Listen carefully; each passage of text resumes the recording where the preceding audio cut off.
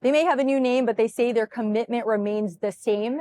NYSE listed broadband giant, formerly known as Altice USA, has rebranded to Optimum Communications Inc., and they're here to celebrate. Joining me now is their chairman and CEO, Dennis Matthew. Dennis, welcome to the New York Stock Exchange. Well, thank you so much for having me. We're very excited to be here.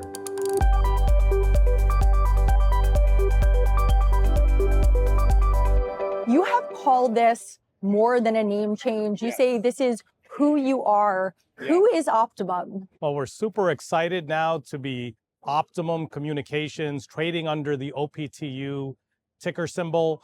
But it's more than just that. One brand, one mission, one purpose as we strive to become the connectivity provider of choice in every community that we've served. And we started by transforming our culture so that our people feel recognized. They feel like they have a voice.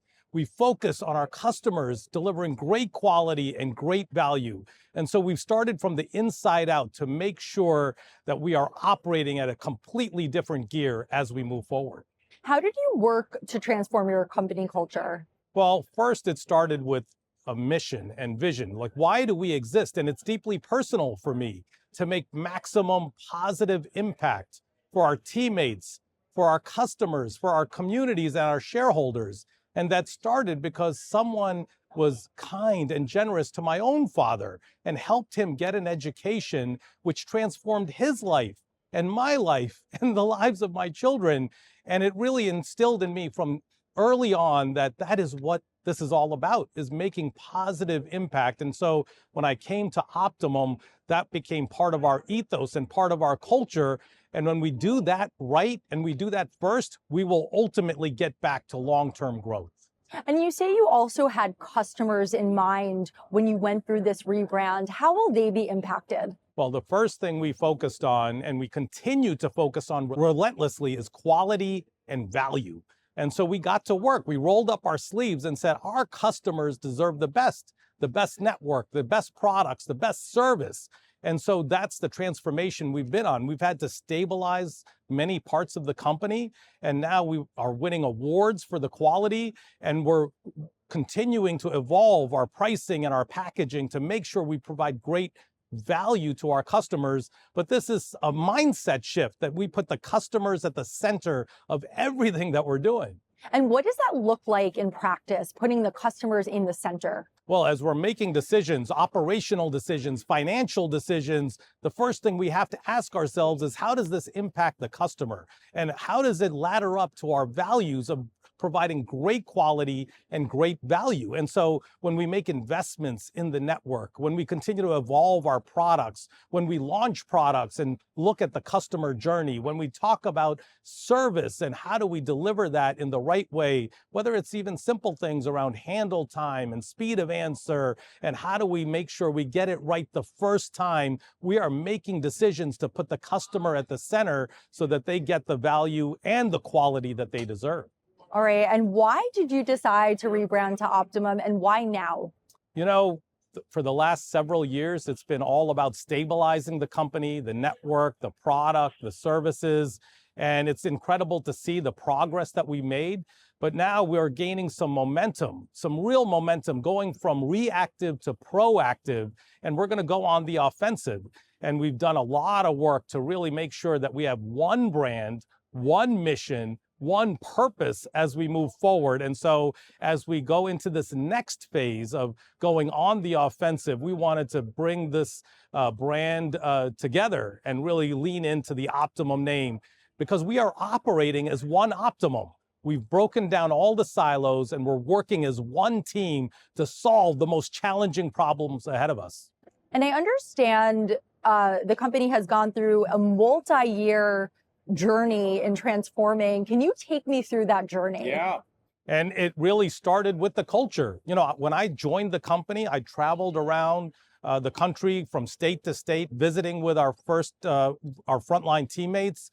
And I have to tell you, it was heartbreaking to me. They were discouraged, disappointed. They wanted to do what's right, but they weren't able to do it because the systems and the processes and the infrastructure wasn't enabling them to be at their best. And so we took notes, we wrote action items after action items, and we started knocking these problems down, stabilizing the network, stabilizing the tools that they were using to serve our customers, stabilizing the products, but then also operating with discipline, financial discipline, operational discipline.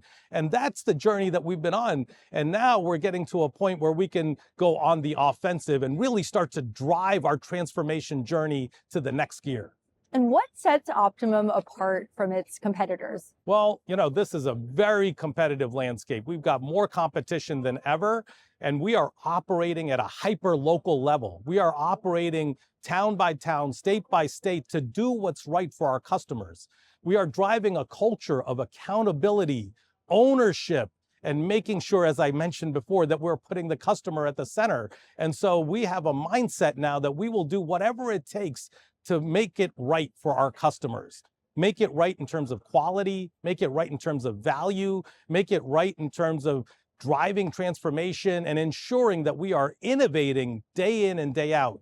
We're a company where we look at how did we do yesterday? How did we do last week? How do we learn from that? And how do we infuse that into the way we operate and into the way we engage with our customers? Because they want great quality, great value, and we have the ability to do that at the highest level in every town we operate.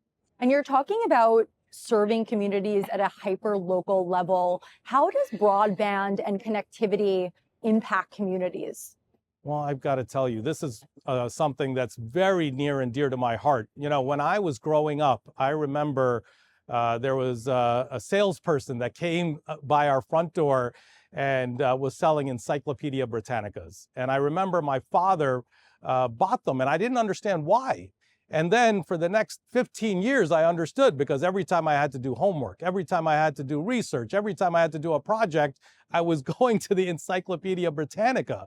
Well, now you think about today, and connectivity is so important for all of our communities, for the families, for children as they're doing homework, as they're working, as they're communicating with family and friends. And so we work at all levels to make sure that we can provide connectivity that enables them to live their life and to be able to work hard and to be able to study hard and to be able to connect with loved ones. And we're working with community partners where we need to be able to provide those connectivity services most effectively across a broad spectrum of our customer base.